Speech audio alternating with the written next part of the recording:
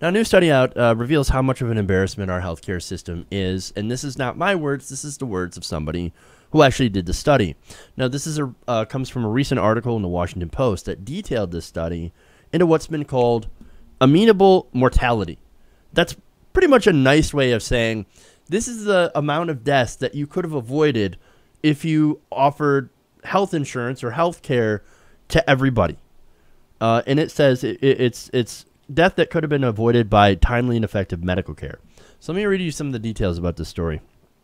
Now, this was done by Christopher Murray, a researcher at the University of Washington, and his collaborators looked at 32 causes of death in 195 countries from the years of 1990 to 2015. And basically they did that. They looked at this in order to create a healthcare quality index they used to create a ranking of all these different countries. So what were the main findings in this? He found that, unsurprisingly, having a strong economy does not guarantee good health care. Unsurprising, like I said. Having great medical technology doesn't either. We know this because people are not getting the health care that should be expected for diseases with established treatments. So that's their words, but basically broken down simply is we have the money, we have the technology, but because we don't guarantee health care to everyone as a human right, there are people that die because they can't get the treatment because they can't afford it. And of course, Murray called that fact disturbing, which I think we should all agree, but strangely enough, in this country, we can't all seem to agree. Isn't that weird? And that's not a rhetorical question, but so let me get you some. Since this is a ranking, let me give you some of the details on the countries that scored the best on this index. You will not be surprised about this, Ron. Many highly developed nations, such as Norway, Australia, and Canada, scored well and actually scored better than the United States. Any now, what do those countries have in common?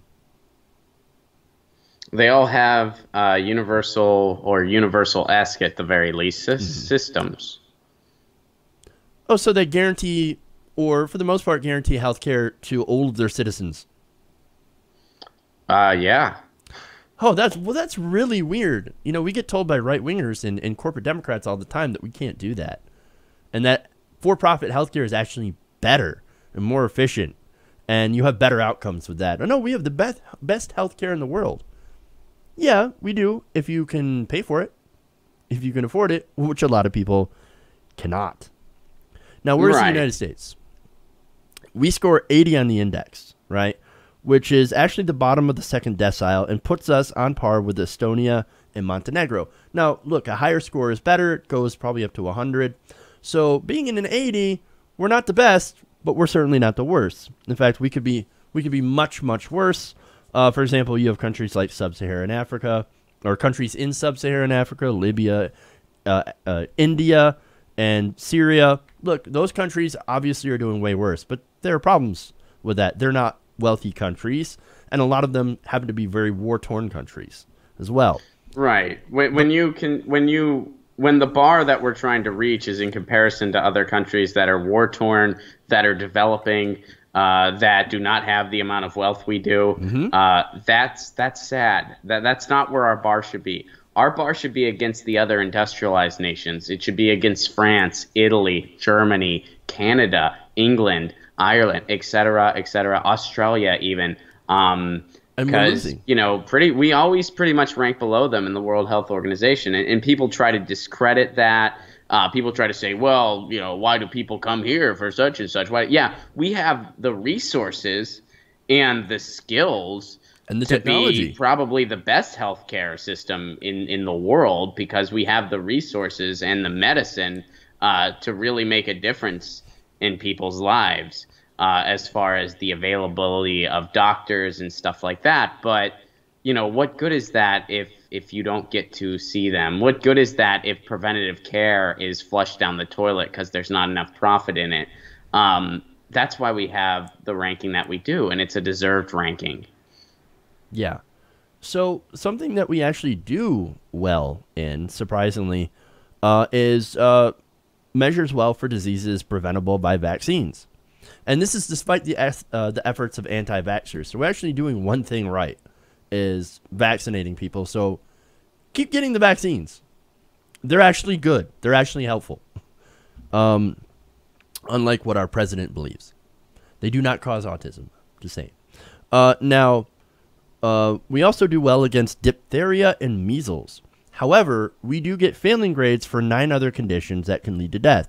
These are lower respiratory infections, neonatal disorders, non-melanoma skin cancer, Hodgkin's lymphoma, heart disease, hypertensive heart disease, diabetes, chronic kidney disease, and the adverse effects of medical treatment itself.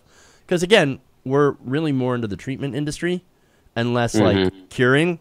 So some of the treatments, it's more of like, let's try to extract more money from you by doing these treatments instead of actually getting to the cause of the problem. And again, that has something to do with our for-profit health insurance industry. Well, of course, and not only that, but, you know, and I'm no doctor, neither are you, Jeff, but No, one of the things a lot of those conditions have in common is a lot of them are very preventative with more preventative care. When you have a health insurance industry like ours, you have a lot of people, they don't get that yearly checkup. They're like, oh, well, I'm young and I'm healthy enough. They don't go, and hey, I'm guilty of that, man. I don't go to the doctor. And I actually, you know, I do have health insurance. I have health insurance through the ACA, and it's affordable. But, you know, I don't always, you know, my deductibles are not the greatest and stuff like that. I don't always go to the doctor as often as I should. You know, I should be getting a checkup, you know, you know, I'm old enough for that. We both are. I mean, you should be getting them. You should be getting them no matter how old you are, in my humble opinion. But, you know, people don't do that. And a lot of stuff, you know, is linked to our food culture. You know, obviously some diabetes is genetic and you're going to get it no matter what. But others is you know, type 2 and so forth. That's brought on by a lot of our food culture in this country. Same with a lot of heart disease. So there's a lot of different preventative things that other countries are way better at than us that we're not so good at. And that's why we have those low scores. I mean, some of the food in our country is illegal in other countries. Because it's just so, you know, over-processed and there's not anything real in it in terms of nutrients and stuff like that. And hey, man, I'm as guilty as anybody else. I'll tell you what, for a special treat, I like a good Kraft macaroni and cheese. I really do.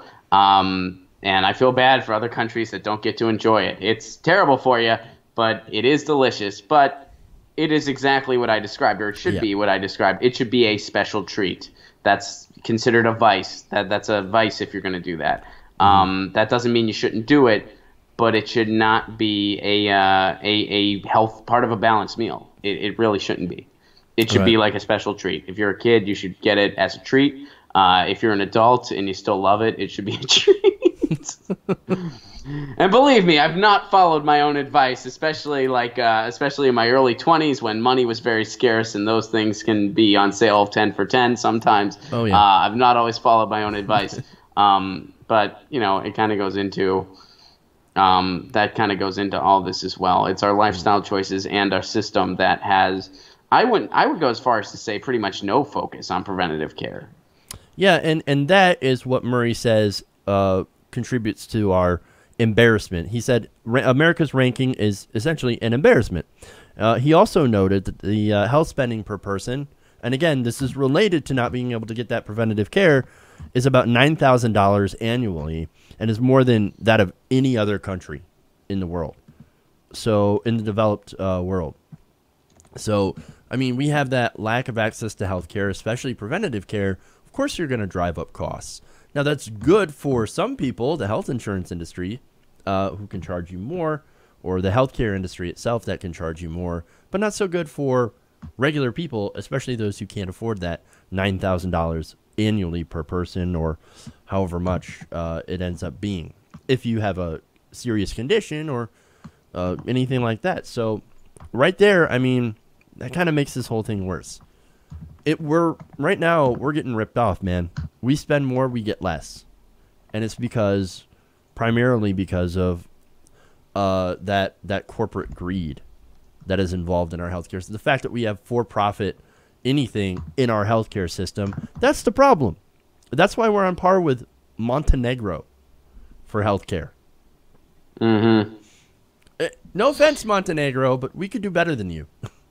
We have Well, the and that's power. another thing that the right does to try to. I mean, and that's a straw man. You know, and they're like, "Oh, you don't like the healthcare here? You don't like the educational opportunities here? Go to, you know," and then they name some war-torn country or some developing country or some country that's in poverty that doesn't have clean drinking water. Venezuela? Go there and tell me how hard you have it. Blah blah. It's like that's a straw man. I mean, it's terrible what goes on in the world, but the fact is, we live in the wealthiest country in the world. But the wealth disparity is very problematic, and it's crony capitalism that has gotten us here. So, you know, I mean, statements like that are just Ridiculous. They're just straw man. Yeah, they're just straw men, and it's very yeah. I mean, it's very much just trying to draw attention away from the actual issue. How about instead of, saying that and telling people who want to have a better system to leave, and by the way, everybody would benefit from that better system, I guess, except for the rich who would pay a little bit more. But we're already paying more. What's that? I don't even know if that's true, Jeff. I mean, we're already. I mean, a lot of those other statistics that you can get. Yeah. What do you mean? What? We're already, well, we as a country are already paying more than any other country for healthcare. So I'm just saying a little bit more in taxes. Oh, well, yeah, absolutely. But the thing is like we're already spending that money, and that doesn't exclude the rich. I mean, we already, because, you know, when someone shows up at the ER, they're not refused treatment. They're treated, which they should be. But because of our system, who ends up paying for that? Well, everybody. Everybody ends up paying for that. So we're already, I mean, the statistics are out there where we're already paying more and getting less when it comes to our health insurance dollars, which is just basic. It makes basic sense when you have a for-profit middleman in between you and hospitals and doctors. Obviously, that's going to happen. So regardless of how rich or not rich you are, that statistic applies to you too. So I don't see. I mean, I know people. I mean, I do know a handful of people that are incredibly wealthy and admit they're like, look, I'm part of the 1%. But when it comes to healthcare, I'm a straight up socialist. There should be there should be nobody that goes uncovered in this country. And if we did a single payer system, it would be better for everyone, even me. And I think that's important to harp on, because part of the reason that's keeping it from us is the donors and the insurance lobby. But if other people in the 1% kind of came around to, you know what, we'd all be better off with this, even us. The only people that wouldn't be are the leeches that are benefiting from this system. But they can go find another line of work. They can go find something else. Point taken. But the whole point that I wanted to get around to is, instead of complaining about people who want to fix the system, let's just fix the system. Let's make it better. Instead of telling them, oh, just leave and go find something else. No. See, I'm a patriot, and I believe what we can do better. Are you not a patriot? Because obviously you're saying that someone else has a better system and you'd rather people go there instead of fix it here. Well, then you're not a patriot. We're the patriots because we see a problem in our country that's affecting millions of Americans, and we want to make it better. That makes us more patriotic than you. Sad. And look, as far as new health, as far as what we can do, what the solutions are, Obamacare, as you point out, rightly so, Band-Aid on a broken arm. We already have a solution. It's called Medicare. And we should probably use it. Hey, everybody. Thanks for watching this video. If you want to see more like this, please hit the subscribe button below. And if you want to support truly independent progressive media, please consider becoming a patron at patreon.com/TYTNation.